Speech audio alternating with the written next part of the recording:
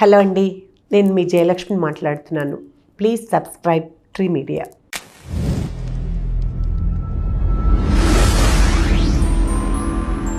మోహన్ బాబు గారి సినిమానే కాదు చేయనని చెప్పేసి వచ్చేసారు. అట్లా ఎన్ని చేశారు?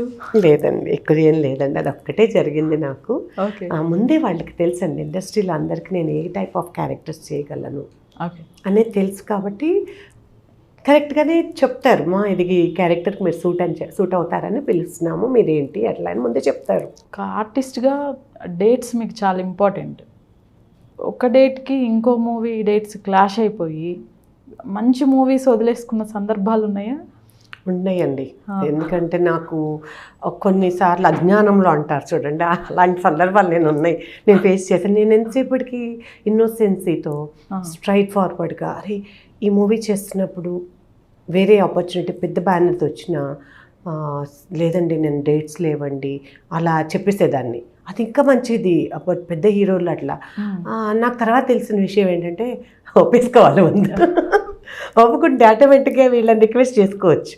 ఓకే, ఏదైతే చేస్తున్నామో రిక్వెస్ట్ చేసి ఇట్లా మూవీ వచ్చింది, సో అంత మంచి ఆపర్చునిటీని మిస్ అవ్వకూడదు, ఇష్టం లేదండి, సో మీరు నాకు కొంచెం హెల్ప్ చేయండి, కొద్దిగా డేట్ అడ్జస్ట్ అవుతే చేయగలిగితే చేయండి, లేదంటే నా సీన్స్ ఏమైనా half day to half day ఏదన్నా లేకపోతే కొంచెం లేట్గా వచ్చు ఇలాంటిదని చేయొచ్చు.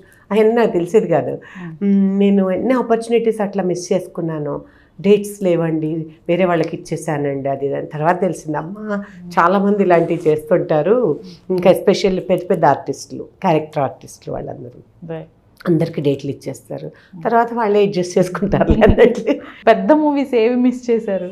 నేను రామ్ చరణ్ గారి మూవీ ఒకటి మిస్ చేశాను. అట్లా నాకు ఏదో ఇన్స్పెక్టర్ క్యారెక్టర్ అది ఇదని అన్నారు. ఆ టైంకి నేను షూటింగ్లో ఉన్న సీరియల్ షూటింగ్ వెంటనే ఒప్పేసుకొని నాకు కుదరదని చెప్పేయచ్చు కదా, ఇక్కడ సీరియల్ అంటే వాళ్ళు ఇందులోకి అప్పటికి నేను అక్కడ ఒప్పుకోకుండా వాళ్ళ లైన్లో పెట్టి ఇళ్ళని అడిగితే అమ్మో కుదరదండి, వాళ్ళకేం అవసరం, నాకు కదా పోయేది, అట్లా మిస్ అయిన సందర్భం ఉండింది.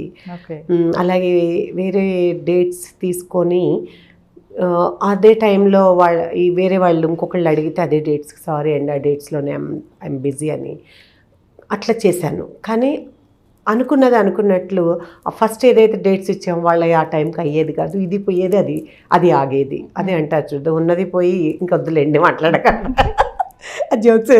ఎందుకంటే నాకు సామెతలు ఎక్కువ వచ్చాయండి, దానివల్ల కావాలన్నా వచ్చేస్తుంటే ఫ్లోలో. సో ఇట్లా చాలా అయినాయి, చాలా డేట్స్ క్లాష్ వచ్చి మంచి మంచి ఆపర్చునిటీస్ పోయినాయి. అలాగే ఫర్ ఎగ్జాంపుల్ రీసెంట్గా తీసుకోండి రామబాణం, గోపీచంద్ గారి మూవీ. నేను క్లియర్గా చెప్పాను యూఎస్ వెళ్తానండి 2 months తర్వాత అని చెప్పి. ఆ మూవీలో చేయడానికి ఇంట్రెస్ట్ కూడా చూపించాను నేను, ఎందుకంటే వాసు గారి మూవీ అంటే బాగుంటుంది. తీరా చూస్తే అప్పుడు దాకా ఎందుకు అయిపోతుందేనా సారు. తీరా నేను ఒక 2 సీన్లు చేసేసాము. దాని తర్వాత ఎప్పటికప్పుడు రేపు అన్నట్లు పోస్ట్ పోన్ అయింది.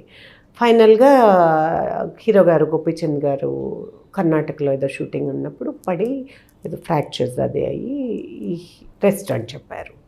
అలా ఇంకా పోస్ట్ పోన్ అయిపోయింది. కరెక్ట్గా నా ట్రావెల్ డేట్ ముందు రోజు అయితే చేసేసేదాన్ని, నెక్స్ట్ డే అండి నా ట్రావెల్ డేట్. నెక్స్ట్ డే యూఎస్కి వెళ్ళే డేట్కి నెక్స్ట్ డే డేట్స్ ఇచ్చారు. నేను అలా ఎలా అండి ఇప్పుడు దాకా ఊరుకొని ఇప్పుడు నేను ముందే చెప్పాను కదా అంటే దానికి కొంచెం సీరియస్ అయిపోయారు. మిస్కమ్యూనికేషన్ అక్కడ నాకు నచ్చలేదండి. ఎందుకంటే క్లియర్గా డిస్కస్ చేశాము, అలా జరుగుతాయండి, డెఫినెట్గా జరుగుతాయి. యాక్సిడెంట్ అయి పాప మైండ్ రెస్ట్ తీసుకోవాల్సి వస్తే ఎవరు మాత్రం ఏం చేయగలరు. కానీ ఇక్కడ నన్ను కూడా అర్థం చేసుకోవాలి, దాన్ని మన మాట జారకూడదు ఎవరు కూడా. అది డైరెక్టర్ కానీ కో డైరెక్టర్ కానీ మేనేజర్ కానీ ఎవరు అనకూడదు. మీరు ఫారెన్ ట్రిప్లు వెళ్ళాలనుకునే వాళ్ళు సినిమాలు ఎందుకండి చేయటం అంటే చనువు ఉంది కదా, మంచి ఫ్రెండ్స్ కదా, లేకపోతే ఇంకోటి అనేస్తారండి. అర్థం చేసుకోవాలి, ఇది ఎప్పుడో ముందు ఫిక్స్ అయిన ఇది, తర్వాత అనుకోకుండా జరిగినాయి అవి. యాక్సిడెంట్ అవ్వటం, ఇలా పోస్ట్ పోన్ అవ్వటం, ఇవన్నీ. సో ఇలాంటి సిచ్యువేషన్స్ అవుతాయండి, మనసు బాధ కలుగుతుంది, చూక్కుమంటుంది. అర్థం చేసుకోవాలి వాళ్ళు. డైరెక్ట్గా అడిగితే చెప్తాము, అలా కాకుండా టక్కు అనేసి ఏదో ఆ మాట అనేసిస్తే మనం ఎప్పుడు కూడా అందుకే అంటారు నన్ను ఎప్పుడు మీరు 15-20 years బ్యాక్ చూసినప్పుడు అలానే ఉన్నారు, ఇప్పుడు అలానే ఉన్నారు, వాట్ ఈస్ ద సీక్రెట్ అంటుంటారండి చాలామంది. నా ఈటీవీ క్రూ ఎవరైతే ఉన్నారో నా గేమ్ షోస్కి వెళ్ళినప్పుడు చెప్తుంటారు. నేను చెప్తాను, నేను స్ట్రైట్ ఫార్వర్డ్, మంచి మనసుతో ఉంటాను, ఎవరిని ఇబ్బంది పెట్టాలనుకోను, అంత పాజిటివ్నెస్ ఎక్కువ నాకు, అందుకే నేను ఇలా ఉన్నానని చెప్తాను.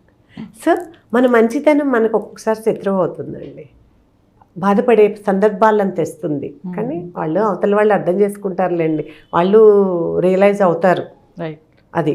సో దాని వలన వాళ్ళు కంపల్సరీ చేయాల్సిన క్యారెక్టర్ని ఇంకొకరితో చేపించి మళ్ళీ ఫైనల్గా అది సెట్ అవ్వక మళ్ళీ వేరే సీన్స్కి వాటికి నేను వచ్చిన తర్వాత మళ్ళీ రీషూట్ చేసారు. ఇట్లాంటివన్నీ అవుతాయి. ఓకే.